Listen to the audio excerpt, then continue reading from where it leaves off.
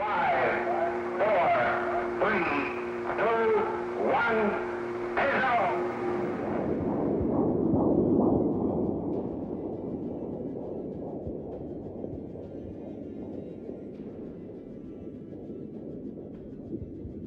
A cloud hides the sky.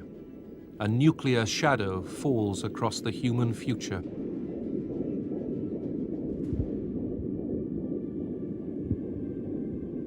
Midway through the 20th century, two superpowers prepared for a conflict which might have ended life on the planet.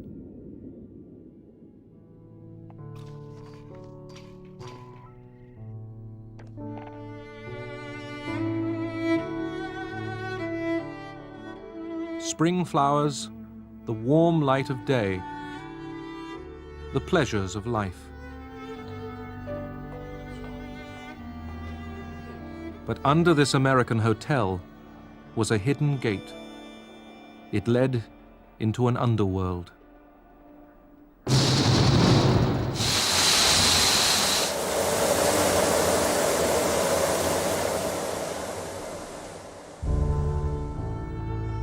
This was the shelter for members of the United States Congress in the event of nuclear war.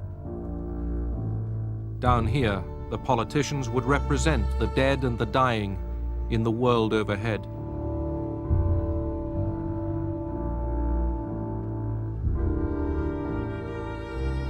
For a handful of human beings, there was all they needed to wait out the nuclear winter.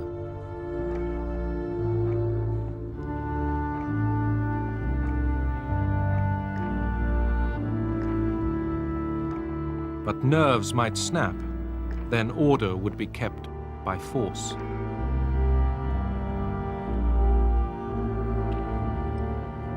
The lost world above the shelter would become only a memory, a myth. The living would come to envy the dead.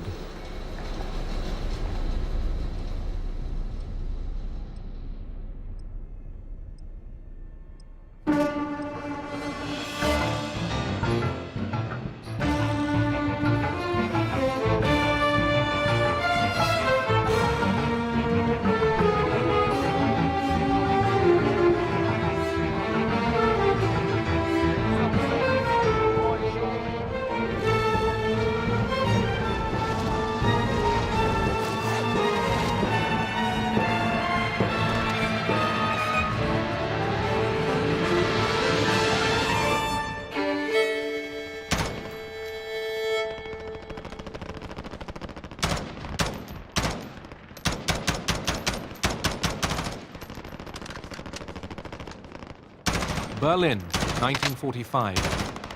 Soviet troops had stormed the capital of Hitler's Reich. American, British, and French soldiers soon joined them in the ruins. Churchill, Stalin, and Truman were the official victors of the Second World War, but a special triumph was Stalin's. Russian power had pushed forward into the center of Europe.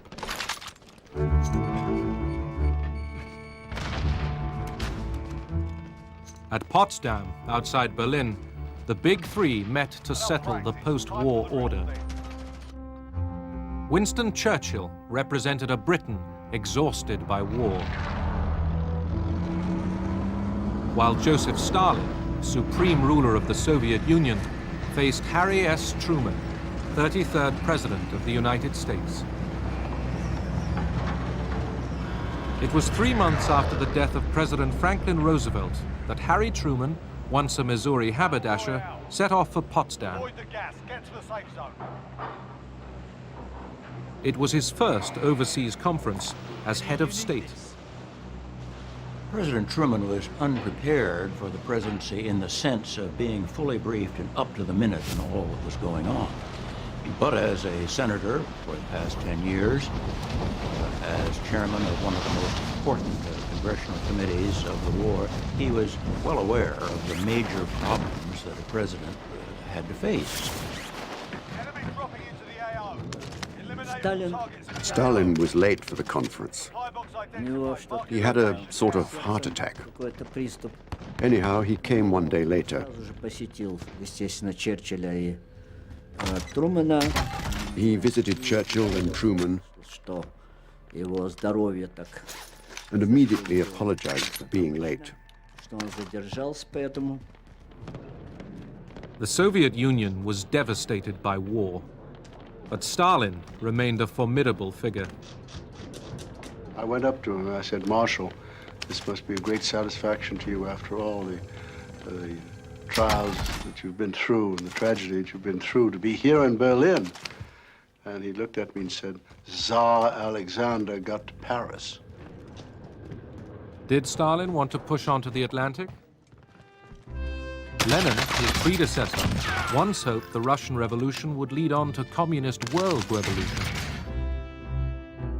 Enemy soldier incoming. It was then, after the First World War, in a clash of ideologies, communist and capitalist, that the Cold War had its origins.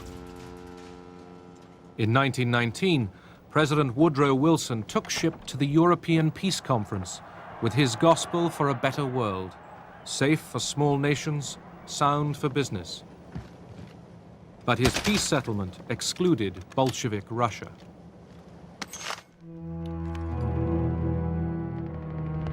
Many nations, including the United States and Britain, sent troops to fight the Russian Revolution. Churchill, fresh from victory over Germany, urged, "Kill the Bolshoi, kiss the Hun." The intervention left Lenin and Stalin convinced that the West would seize any chance, embrace any ally, in order to destroy communism. Гражданскую войну я ушел I joined the Civil War as a so-called сыном son of the regiment. мальчики, We were young boys. просто и по годам. We knew you were fighting for the people, Мы знали, что the poor people. за народ, за бедных. Enemy UAV. There was widespread support for the Red Army. The foreign troops soon withdrew. The Bolshevik Reds defeated the Whites, their Russian enemies. Значит, тоже начали нас окружили. The White Guards, who had left Russia, Enemy UAV were overhead. encircling us. Укомплектовываться. There was starvation. Началось опять голодать. It was a time when sausages were made from human flesh. Колбасу ели из человека. Next objective located. In Russia, famine followed civil war. The victorious Bolsheviks turned away from the outside world to build up the economy at home. Gas is moving. America also turned inwards. People wanted the good life and no more foreign entanglements.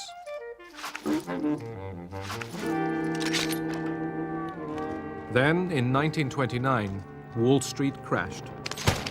The Great Depression began. Suddenly, across the richest nation on earth, millions faced destitution.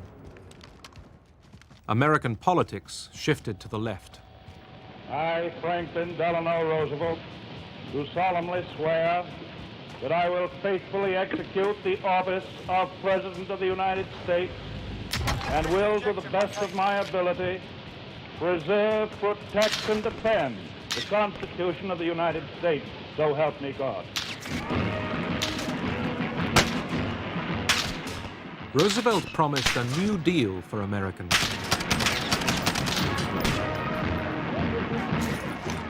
He would manage capitalism for the public good. And in a change of policy, he recognized the Soviet Union. One has to remember that we had been, I think, for 16 years without any representation in Russia. No relations between the two governments. And FDR was the one who decided to try to break that logjam.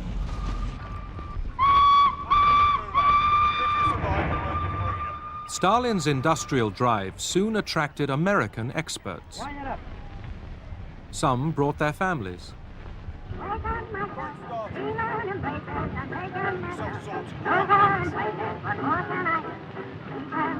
While Soviet muscle strained to raise dams and blast furnaces, American corporations supplied skilled engineers on contract.